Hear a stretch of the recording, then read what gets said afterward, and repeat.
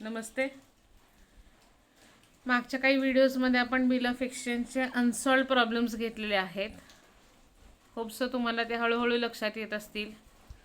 तसे same combination असणारे variety problems ज्याचं सॉल्युशन बुकमध्ये आहे ते तुम्ही होमवर्कसाठी घरी करू शकता. याचा रेफरन्स घेऊन, कारण अनसॉल्डचं उत्तर तुमच्याकडे जोपर्यंत तुम्ही सोडवत नाही तोपर्यंत असणार नाही. म्हणून मग माझा प्रयत्न होता की अनसॉल्ड प्रॉब्लेम आपण घेऊयात, म्हणजे सॉल्युशन मुलांना पटापट लक्षात येतील. तर बाकीचे जे सॉल्व प्रॉब्लेम आहेत ते तुम्ही घरी होमवर्कसाठी करू शकता. आज आपण मल्टिपल कॉम्बिनेशन असलेला प्रॉब्लेम नंबर 6, पेज नंबर 306, पान क्रमांक 306 वरचा प्रॉब्लेम नंबर 6 आज आपण बिल ऑफ एक्सचेंजच्या जर्नल एंट्रीसाठी निवडलेला आहे. बघूया काय. Sangeeta accept a bill for ₹18,000 drawn by Geeta at 3 months. संगीताने बिल ॲक्सेप्ट केलं. कुणी? गीताने ड्रॉ केलेलं. Geeta is drawer. आलं लक्षात? गीता ड्रॉवर आहे कारण तिने बिल ड्रॉ केले, आणि संगीता ड्रॉई आहे कारण तिने बिल ॲक्सेप्ट केले. हा महत्त्वाचा टास्क असतो बघा कोणत्याही प्रॉब्लेममध्ये, की आपल्याला ड्रॉवर कोण आहे आणि ड्रॉई कोण आहे हे लक्षात आलं पाहिजे. Sangeeta accepts, so Sangeeta become drawee. Sangeeta accepts a bill for ₹18,000 drawn by Geeta. Geeta is drawer for 3 months. पहिली एंट्री आपण करणार आहोत ॲक्सेप्टन्स. पुढे काय झालं बघा. Geeta discounted the bill ₹17,400. गीताने बिल काय केलं? बँकेकडे डिस्काउंटिंगला पाठवलं. सो सेकंड एंट्री करणार आहोत आपण डिस्काउंटिंग बिलाची. डिस्काउंटेडला अंडरलाईन करा. Before the due date Sangeeta approach Geeta for renewal of the bill. आलं की नाही रिन्युअल? बघा परत एकदा.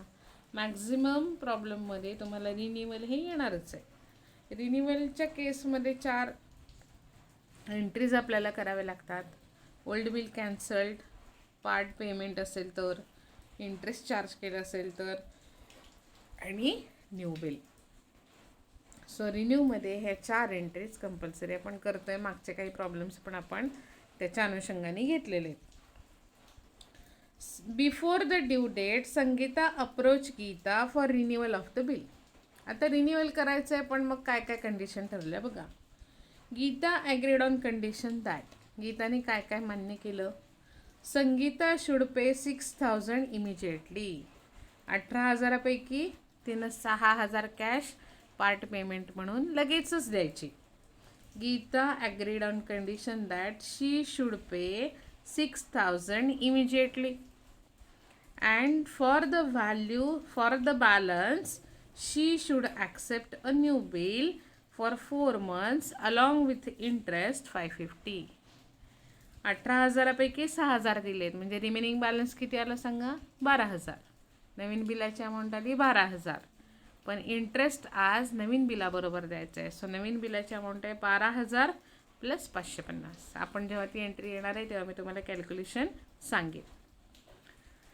Sangeeta should pay 6,000 immediately, and for the balance she should accept a new bill for 4 months along with interest ₹550. The arrangements were carried through, but on the due date, new bill, Sangeeta became insolvent. Sangeeta जी drawee आहे आपली ती कोण झाली बघा? इन्सॉल्वंट. आणि इन्सॉल्वंट झाल्यानंतर त्या व्यक्तीकडून काहीच पैसे मिळण्याची शक्यता नसते, पण तरी देखील बघा, संगीता became insolvent and 35 पैसे in a rupee could be recovered from her estate. 1 रुपयातले 35 पैसे या पद्धतीने त्याच्याकडनं रक्कम वसूल झाली. म्हणजे जिथं एक रुपया मिळणार होता त्यातले फक्त 35 पैसे मिळाले, 65 पैसे मिळाले नाहीत. मग त्याचं पण कॅल्क्युलेशन कसं आहे ते आपण आज बघणार आहोत. काय करायला सांगितलं ते खाली. Give journal entries in the books of Sangeeta. संगीताच्या बुकमधल्या एंट्रीज करायच्या आहेत. संगीता आहे आपली ड्रॉई. पण पुढं काय म्हणलंय बघा. And prepare Sangeeta's account. असं जेव्हा येतं Sangeeta's account, Geeta's account, this is ledger account. आलं लक्षात? Prepare Sangeeta's account in the books of Geeta. आलं लक्षात? गीताच्या पुस्तकातल्या संगीताचं लेजर आपल्याला प्रिपेअर करायचं आहे.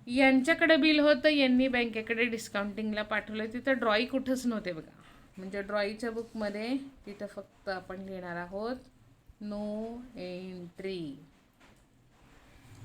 अमाऊंट कॉलममध्ये डॅश. आलं लक्षात? सो 2 एंट्रीज आपण केल्या बघा.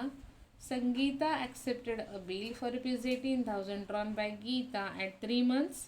Geeta discounted the bill for ₹17,400. आता पुढं काय झालं बघा.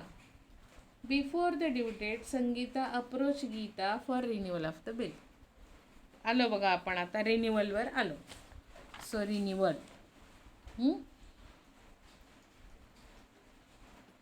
रिन्युअल आल्यानंतर आपल्याला 4 एंट्रीज कराव्या लागतात, ज्या मी बऱ्याच व्हिडिओमध्ये तुम्हाला दाखवल्या आहेत. ओल्ड बिल कॅन्सल्ड ही एक एंट्री करावी लागते. पार्ट पेमेंट जर केलं असेल तर ही एक एंट्री करावी लागते.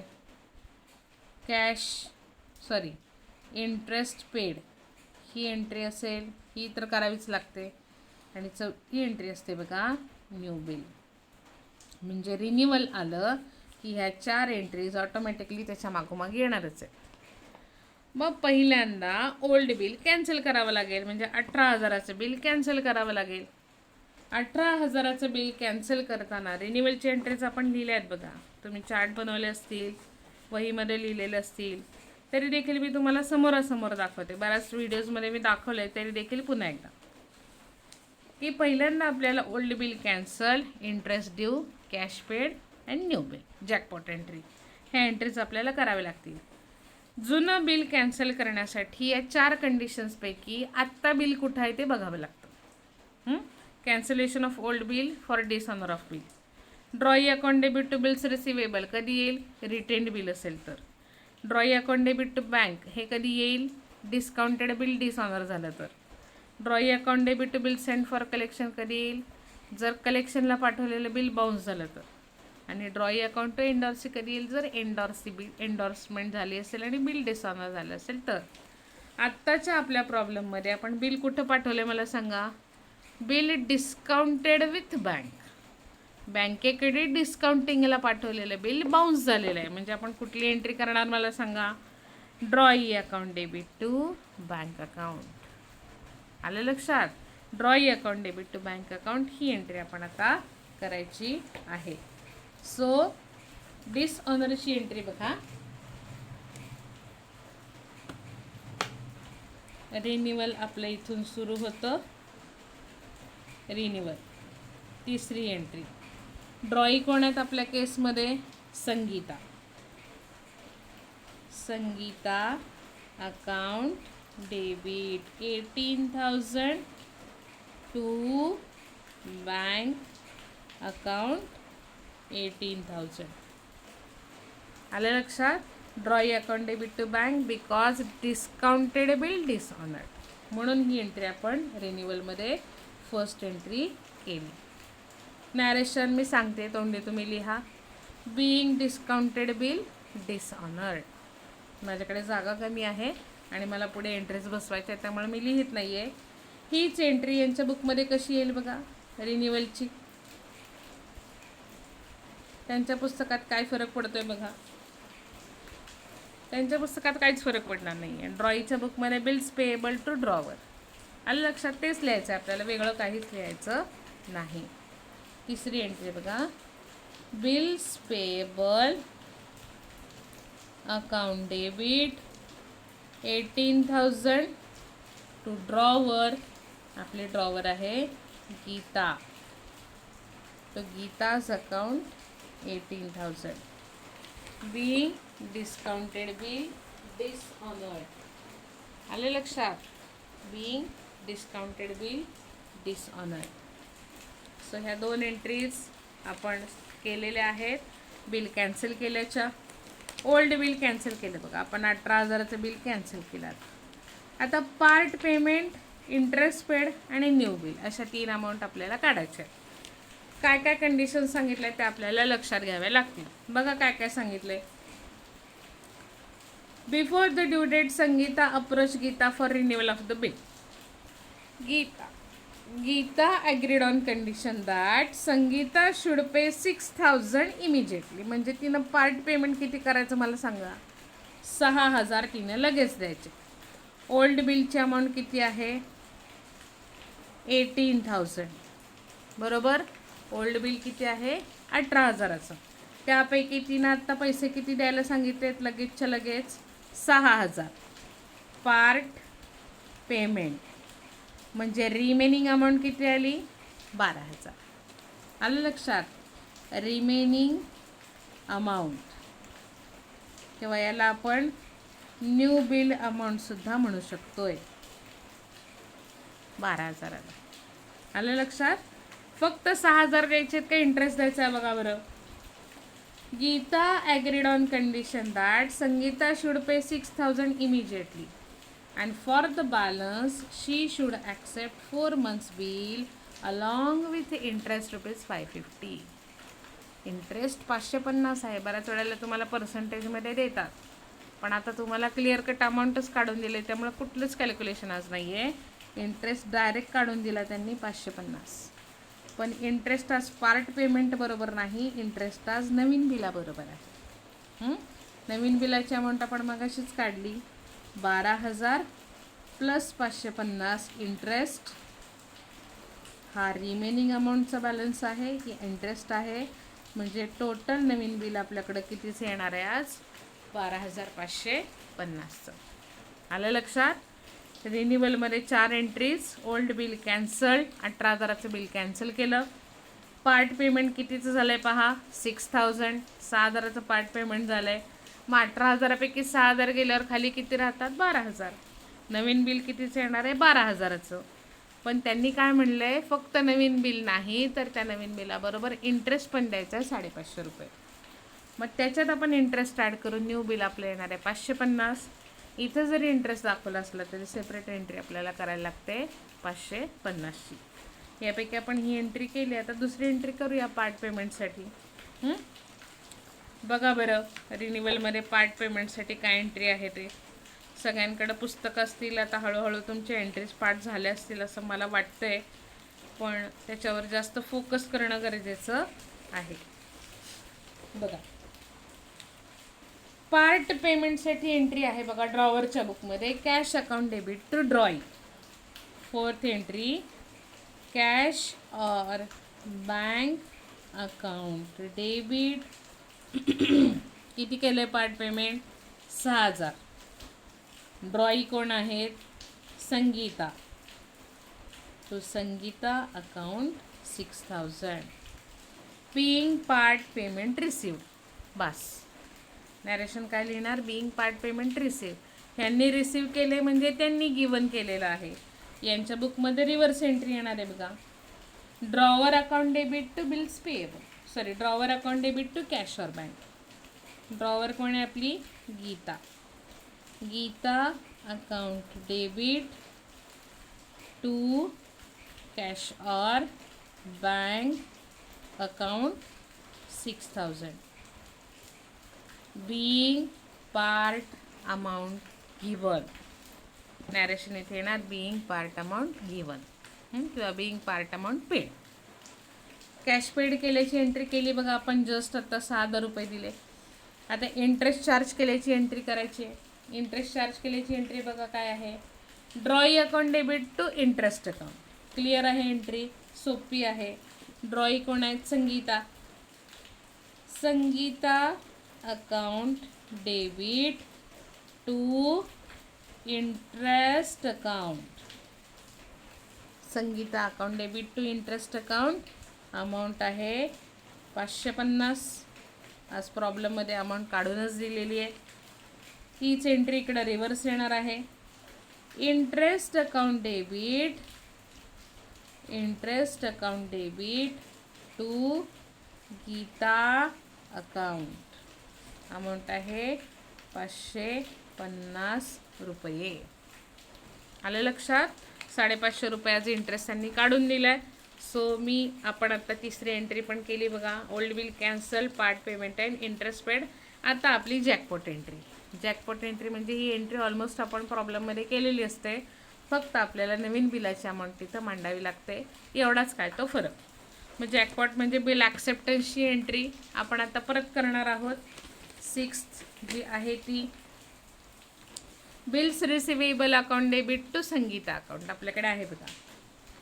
Bills receivable account debit to Sangeeta account 12,550 ही आहे आपल्या नवीन बिलाची amount. Being new bill accepted along with interest, मी इथे लिहिते पहा. Being new bill accepted along with interest. तीच एंट्री रिव्हर्स इकडे येणार आहे किंवा हीच एंट्री आपल्याला खाली घ्यावी लागणार आहे. 6वी Geeta account debit to bills payable. Geeta account debit to bills payable account 12,550. 12,550 being acceptance given along with interest. Being acceptance given along with interest. आलं लक्षात? या रिन्युअलच्या 4 एंट्रीज आपण आत्ता केलेल्या आहेत. Old bill cancelled, part payment, interest paid and new bill. जेव्हा renewal येतं तेव्हा ह्या 4 एंट्रीज आपल्याला कुठल्याही कॉस्टवर कराव्याच लागतात. आले लक्षात? सो याच्यात काही कठीण नाही आहे असं मला वाटतं. आपण याचा पार्ट जो पोर्शन आहे या प्रॉब्लेमचा उर्वरित भाग जो आहे आपण नेक्स्ट व्हिडिओमध्ये बघूया.